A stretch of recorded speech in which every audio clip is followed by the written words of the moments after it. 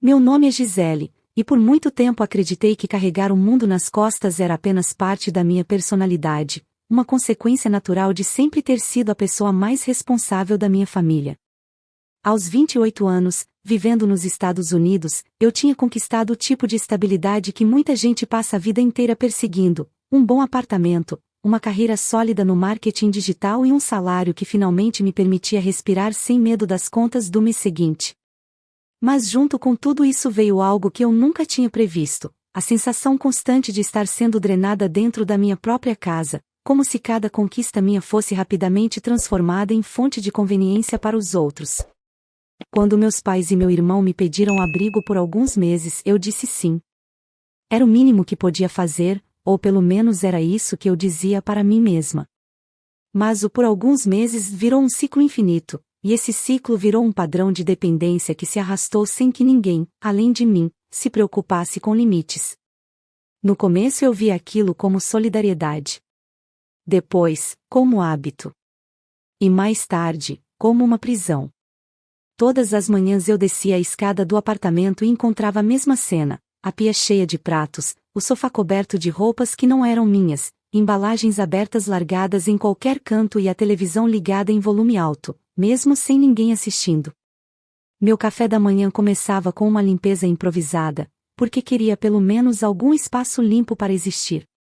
Enquanto eu tentava abrir caminho pela bagunça, minha mãe surgia sempre com a mesma justificativa preguiçosa: depois eu arrumo, filha, você sabe que aqui é correria. E meu irmão, sem desviar os olhos do celular, completava com aquele tom irritantemente casual: Gi, relaxa. Você é muito tensa. Era sempre assim. Sempre. Ao mesmo tempo, minha vida profissional crescia em ritmo acelerado. Eu liderava projetos importantes, resolvia campanhas milionárias, entregava resultados que deixavam meus superiores orgulhosos. Mas bastava abrir a porta de casa para sentir o peso de 3 adultos se comportando como hóspedes permanentes de um hotel que eu nunca autorizei. O mais irônico é que, no trabalho, eu era tratada com respeito e admiração, e em casa, eu era apenas a que paga as contas.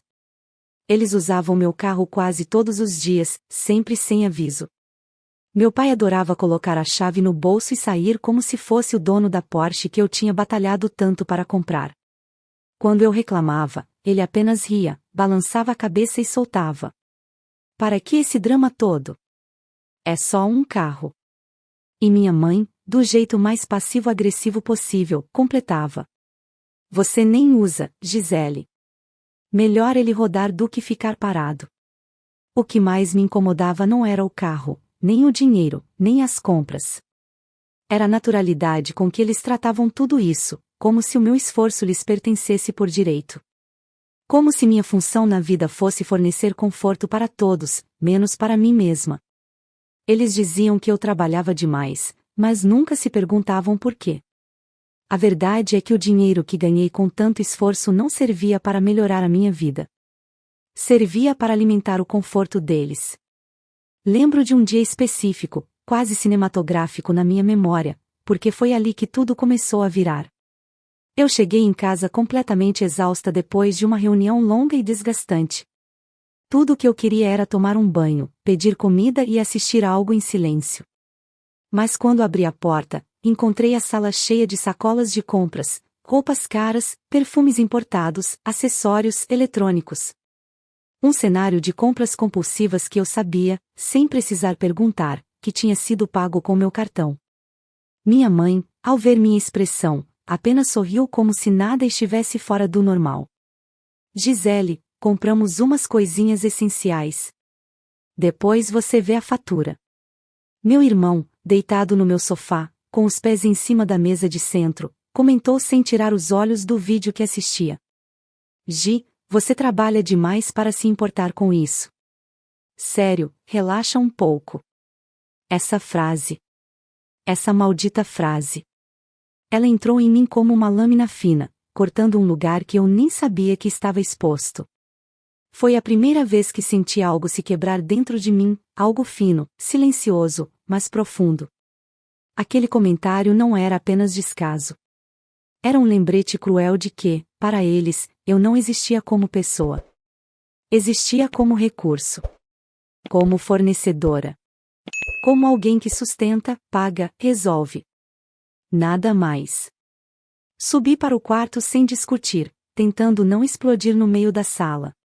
Fechei a porta com cuidado, como se a fragilidade do momento exigisse silêncio, e sentei na cama com a sensação de que minha vida tinha saído completamente do meu controle. Não era apenas cansaço. Era a percepção brutal de que eu tinha permitido que minha própria família me devorasse aos poucos. Naquele instante, percebi algo que mudaria tudo: eu estava vivendo uma vida dupla. A Gisele forte e admirada do lado de fora, e a Gisele abafada, usada e esvaziada dentro da própria casa. E foi ali, naquele quarto silencioso, que a primeira fissura apareceu, e junto com ela, a certeza incômoda de que eu não conseguiria viver assim por muito mais tempo. Com o passar dos dias, aquela fissura que eu tinha sentido dentro de mim começou a se expandir como uma rachadura num vidro que já não suporta mais pressão. Eu tentava seguir minha rotina, tentava me convencer de que tudo estava sob controle, mas era mentira. Meu corpo estava sempre tenso, meu humor sempre à beira de estourar, e a sensação de sufocamento se tornava constante. Era como se todos os cômodos da casa estivessem empurrando suas paredes contra mim, exigindo espaço que eu já não tinha para dar. O mais irritante era que eu via tudo com clareza: minha família tinha aprendido exatamente como manipular meu cansaço. Eles sabiam que quanto mais exausta eu estivesse, menos resistência eu ofereceria. E, sem vergonha alguma, usavam isso a favor deles. Quando eu tentava apontar algo, sempre surgia aquela resposta pronta, tão ensaiada que parecia vindo de um roteiro. Gisele, você tá muito estressada. Sério, não faz tempestade. Eu comecei a perceber que não importava o que eu dissesse, eles sempre encontrariam um jeito de me silenciar. O problema nunca era o comportamento deles. Era minha reação. Era meu tom. Minha expressão. Minha forma de colocar limites. Tudo era culpa minha, desde o cansaço até a sensação de estar sendo explorada. E o pior. Eu comecei a acreditar nisso por um tempo. No trabalho, as coisas também estavam mudando para melhor. Eu tinha sido colocada à frente de uma das contas mais importantes da empresa, um projeto gigantesco com clientes exigentes, prazos curtos e muita visibilidade. O tipo de desafio que eu sempre quis, o tipo de responsabilidade que mostrava que meu esforço estava sendo reconhecido. Eu deveria estar comemorando, deveria estar vibrando como sempre fiz. Mas em vez disso, sentia minha motivação sendo engolida por uma avalanche emocional que me aguardava em casa todas as noites. Às vezes eu ficava horas a mais no escritório só para evitar retornar para o caos. Outras vezes eu demorava a desligar o carro na garagem, porque sabia que assim que abrisse a porta do apartamento seria sugada de novo para aquele ciclo cansativo de cobranças disfarçadas de convívio familiar.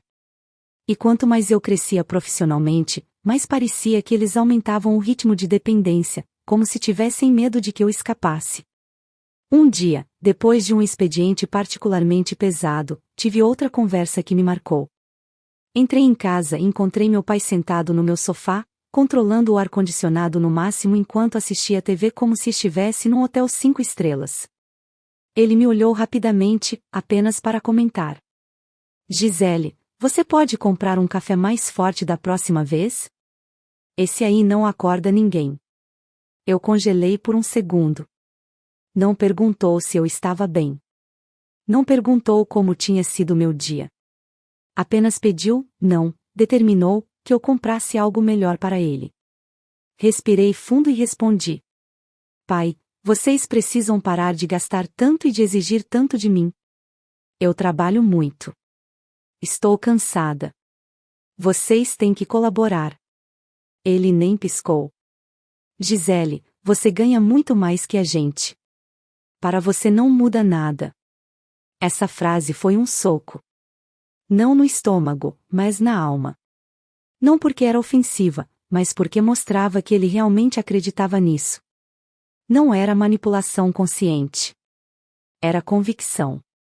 Como se tudo que eu conquistara deixasse automaticamente de ser meu. Como se eu tivesse obrigação moral de dividir tudo, absolutamente tudo, com eles.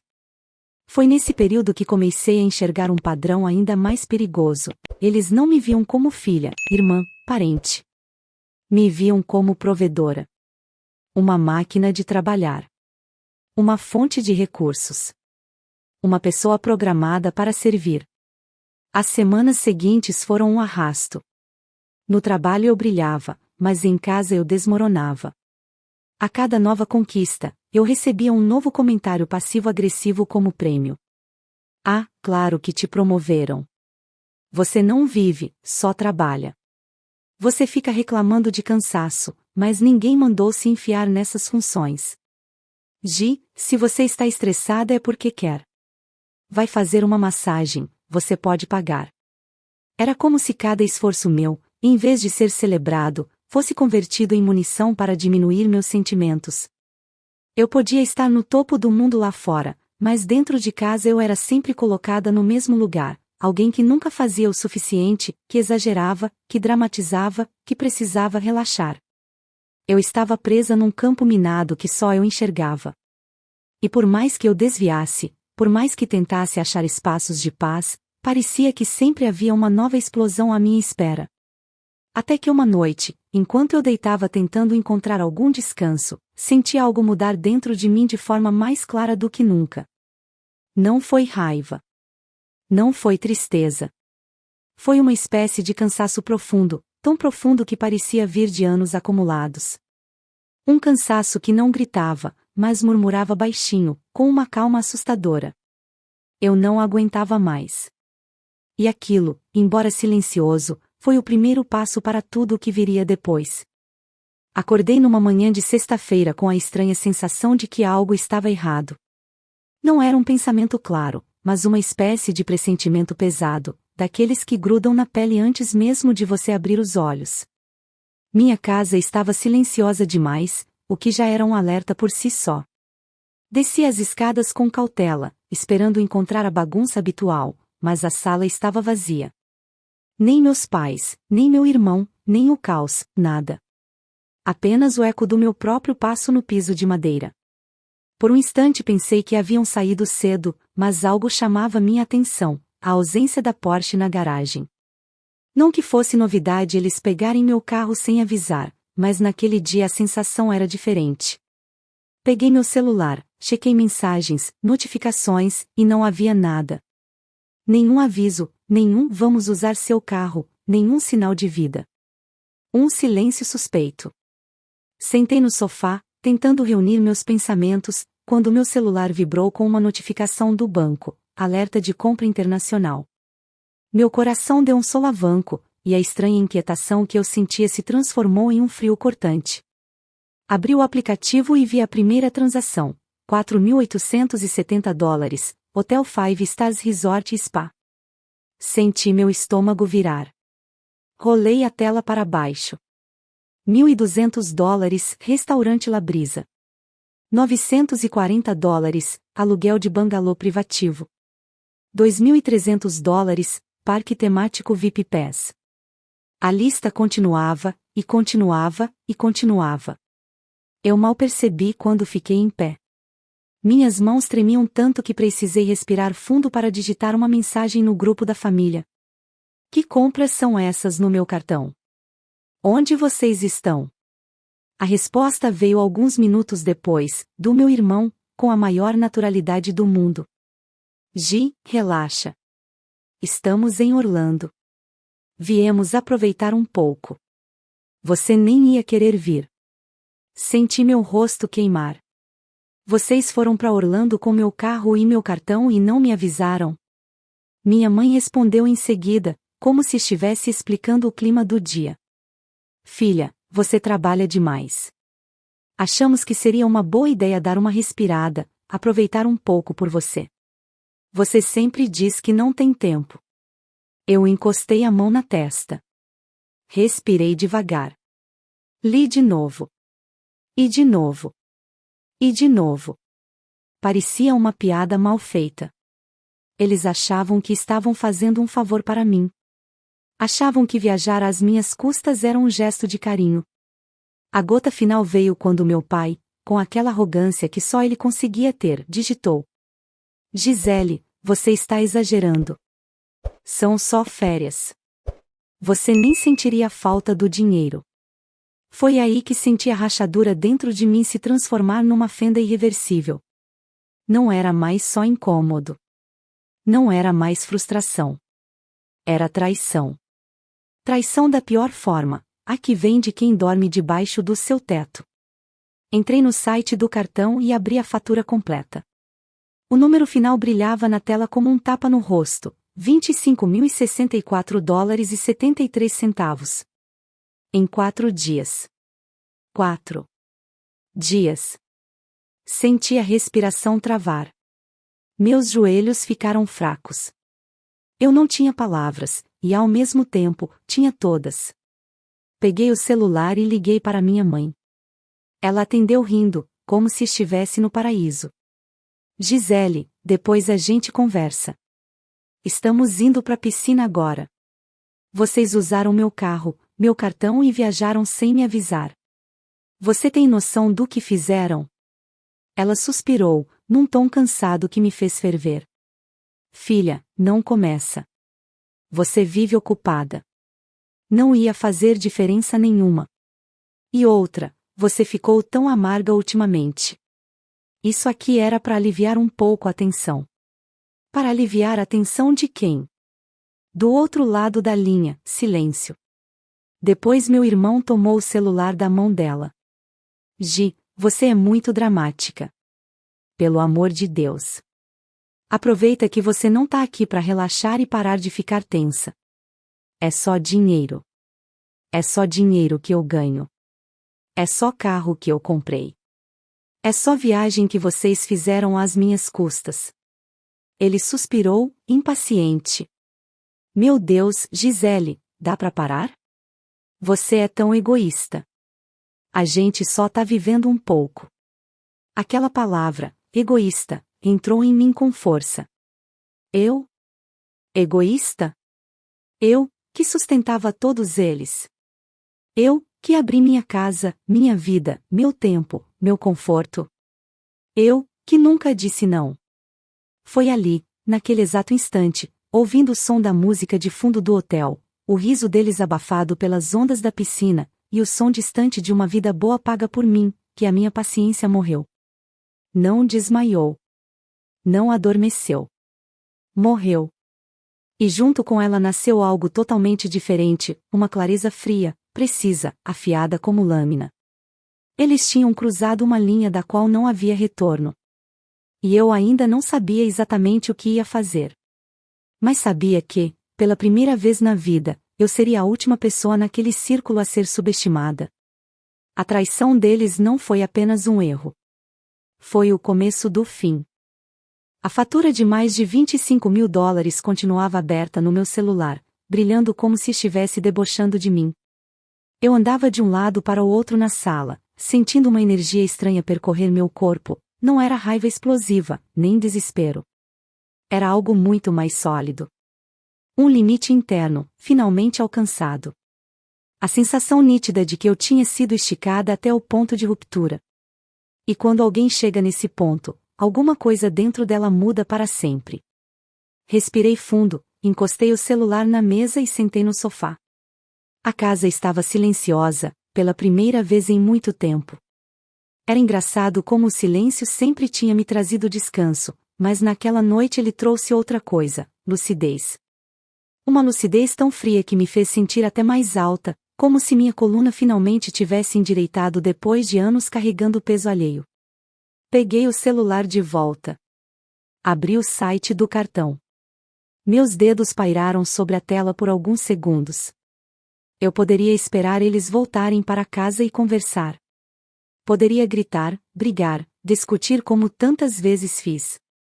Mas dessa vez eu não queria explicações, desculpas, teatrinhos, lágrimas falsas ou aquele discurso sobre "somos família" que sempre vinha acompanhado de uma lista de gastos inexistentes. Eu queria algo simples. Eu queria justiça. E justiça, para mim, começava com uma decisão objetiva. Selecionar. Cancelar pagamento. Um clique. Só isso. O suficiente para virar minha vida inteira do avesso e, honestamente, também a deles. Assim que confirmei o cancelamento, meu celular vibrou com a notificação do banco. A transação de mais de $25.000 tinha sido oficialmente contestada. Eu encostei no sofá e fechei os olhos por um instante, sentindo o peso sair dos meus ombros como se alguém tivesse aberto um zíper invisível nas minhas costas. Não demorou 20 minutos. A primeira chamada apareceu no meu celular, o nome do meu irmão piscando na tela. Atendi. Gisele, o que você fez? A voz dele estava completamente diferente. Nada daquela arrogância preguiçosa. Era pânico. Eu cancelei o pagamento. Você tá louca? A gente tá no hotel. Eles estão dizendo que não tem mais autorização. O gerente tá aqui. Não é problema meu. Ele bufou, indignado. Como assim não é problema seu? Você precisa resolver isso. Não, eu não preciso. Vocês fizeram a viagem sem minha permissão. Pagaram tudo com meu cartão. Usaram o meu carro. Vocês lidem com isso agora. Minha mãe pegou o celular da mão dele, histérica. Gisele, pelo amor de Deus, por que você tá fazendo isso com a gente? Eu ri, e o riso saiu tão natural que até me surpreendi. Eu? Fazendo isso com vocês? Vocês estão ouvindo o que dizem ou só falam? Ela tentou forçar calma, mas a voz tremia. Filha, a gente só queria aproveitar um pouco. Você nunca tem tempo pra nada. Vocês viajaram com o meu dinheiro, no meu carro, e nem sequer acharam importante me avisar. E agora querem que eu resolva a confusão que vocês criaram. Meu pai apareceu ao fundo, gritando. Isso é abuso, sabia? A gente é sua família. Você não pode fazer isso. Eu respirei fundo. Foi aí que senti a exata sensação de recuperar minha voz. Posso sim. E fiz. Meu irmão voltou a falar, agora com raiva aberta. Gisele, você é uma egoísta. Sabe o que é isso? É egoísta. Você nasceu para ajudar a gente, e olha o que tá fazendo. A gente tá passando vergonha, você sabe que. Foi ali que decidi terminar a conversa. E foi ali que minha frase mais importante nasceu, sem ensaio, sem pensar, sem medo. Reclamem com a polícia. Ela já está a caminho. Silêncio. Um silêncio tão profundo que pude ouvir até minha própria respiração. Do outro lado, ninguém sabia o que responder. Eu finalizei. Vocês usaram meu cartão para cometer fraude. O hotel já está ligando para a autoridade local. Vocês que expliquem. Boa sorte. E desliguei.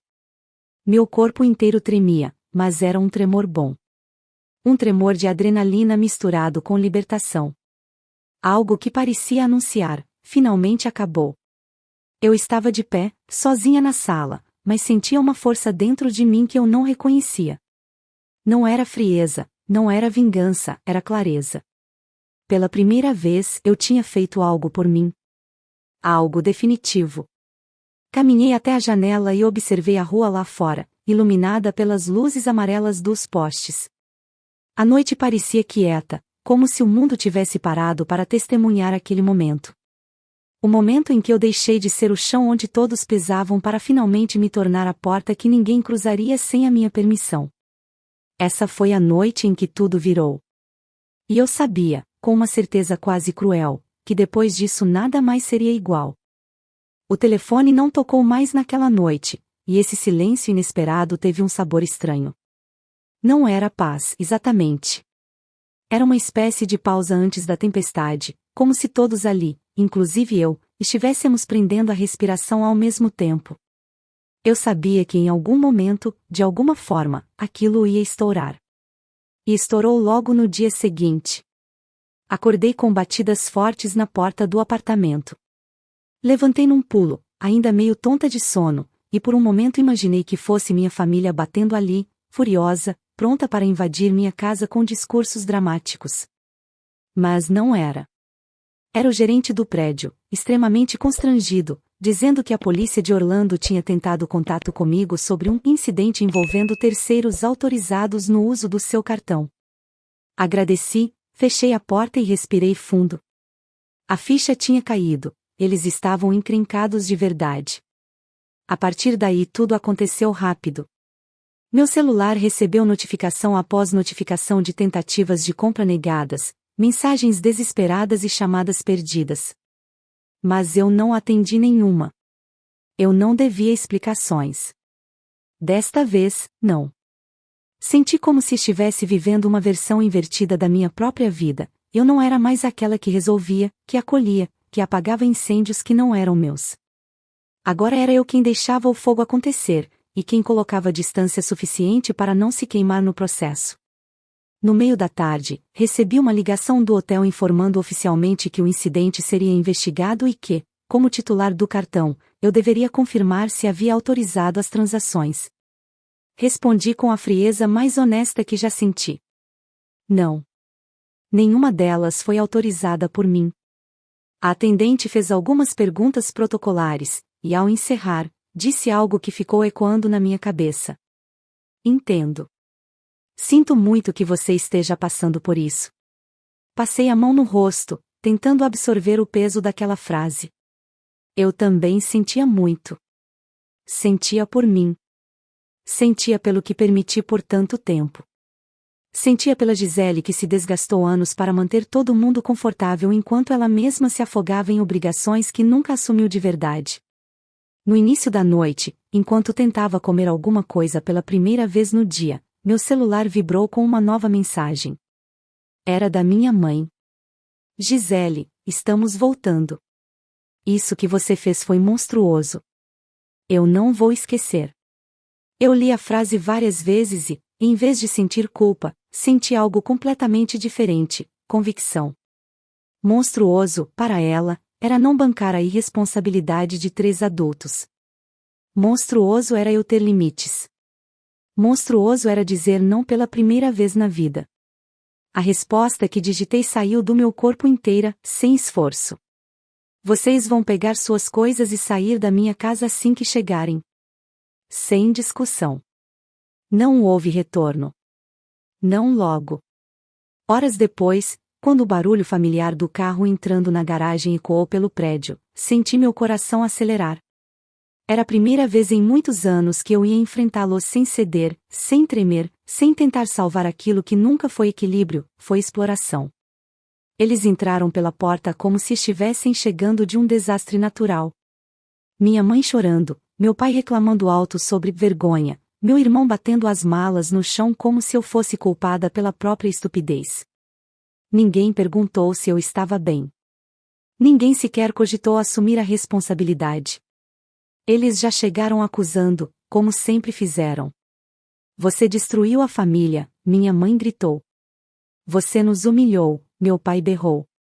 Você é uma ingrata, meu irmão cuspiu. Eu deixei que falassem. Deixei que despejassem tudo. Só quando o silêncio finalmente apareceu, aquele silêncio carregado, denso, que só surge depois do furacão, eu comecei a falar. Vocês não vão mais morar aqui. Minha mãe pareceu perder o ar. Você não pode fazer isso. Posso. E estou fazendo. Meu pai tentou se aproximar, apontando o dedo como fazia quando queria impor autoridade. Gisele, essa casa é grande demais para você sozinha. Você precisa da gente. Eu não preciso de ninguém que só sabe tirar de mim. Meu irmão riu com aquele deboche infantil que sempre me irritou. Mas é claro, né? A princesa milionária finalmente mostrou quem é.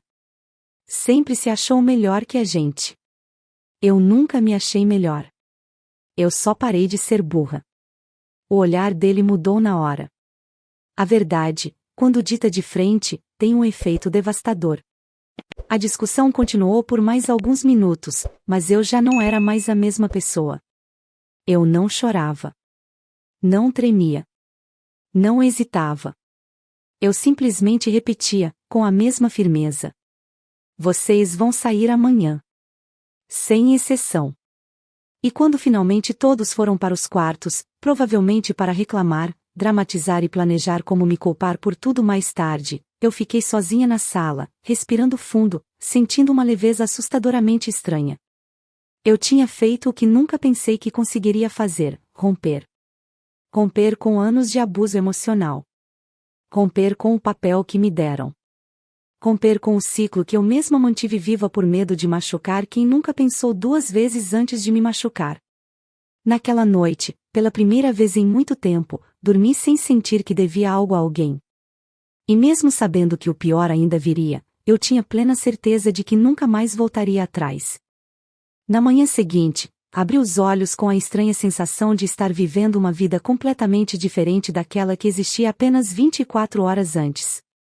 Era como se eu tivesse atravessado um portal invisível durante a noite e acordado em um mundo onde eu finalmente tinha controle de mim, da minha casa, do meu futuro. A claridade que entrava pela janela não parecia só luz. Parecia um recomeço. Levantei antes que qualquer um deles acordasse. Fiz meu café em silêncio, sentindo a cozinha, pela primeira vez em muito tempo, realmente minha. Não havia louça alheia, não havia bagunça espalhada, não havia discussão esperando para explodir. Só o som suave da máquina e o cheiro de café quente. Era quase simbólico, um lar que enfim respirava comigo, e não contra mim. Quando eles finalmente desceram as escadas, a tensão era quase palpável. Nenhum teve coragem de me encarar diretamente. Não havia mais gritos, nem acusações. Só o peso das consequências que, pela primeira vez na vida, não seriam empurradas para mim.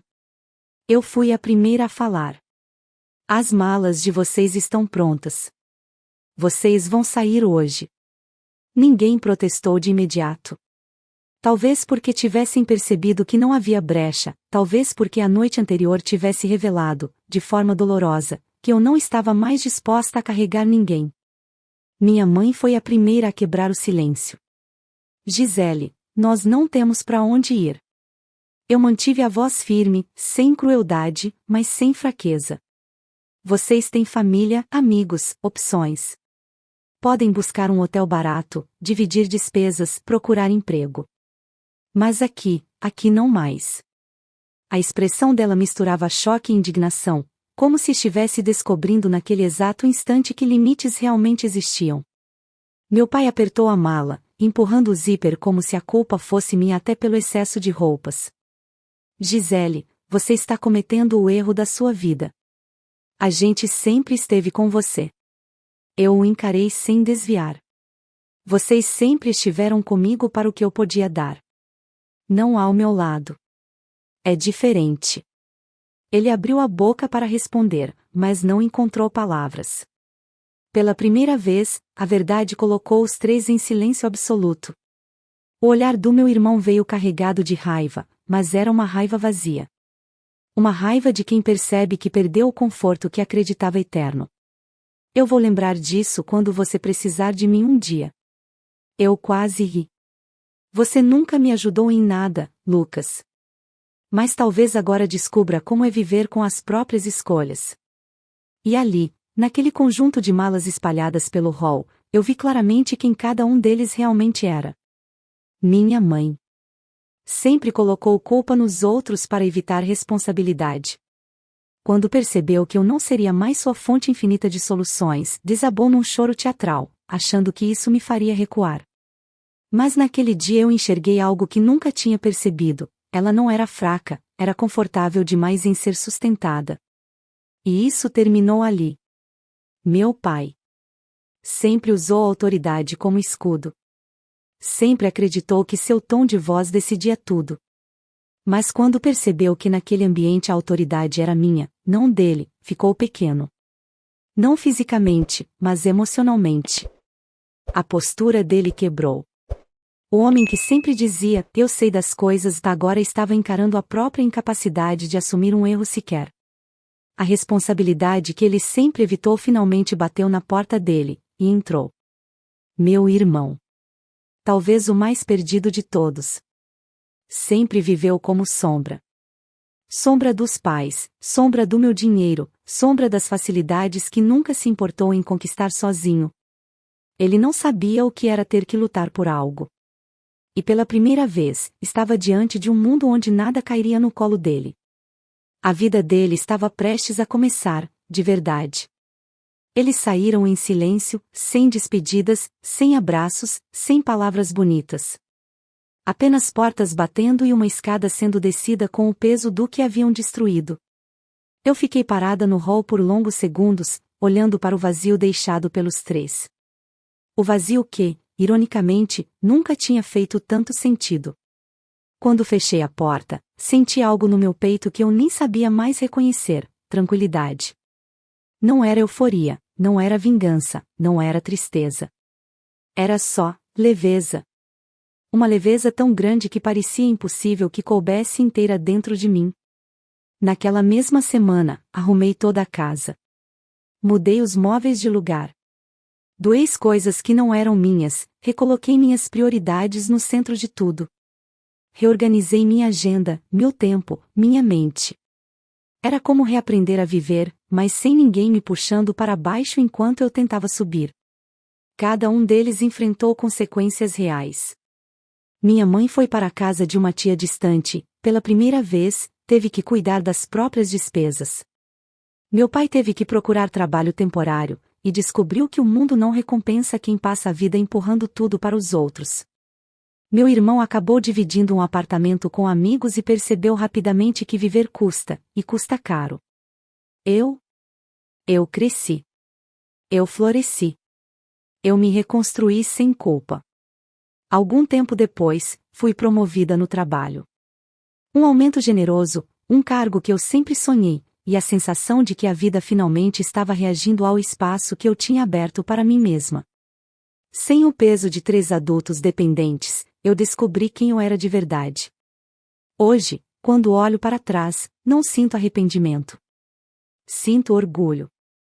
Orgulho da mulher que teve coragem de colocar limites numa família inteira. Orgulho da mulher que aprendeu a dizer basta. Orgulho da mulher que finalmente entendeu que amor sem respeito é só uma forma educada de abuso.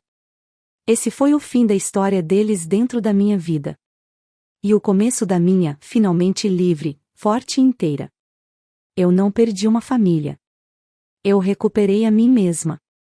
Fico muito feliz por você ter ficado até o final do vídeo. O que você achou dessa linda história? Coloque nos comentários sua opinião, deixe seu like, se inscreva no canal, e ative o sininho de notificações para não perder uma história preciosa. Até a próxima!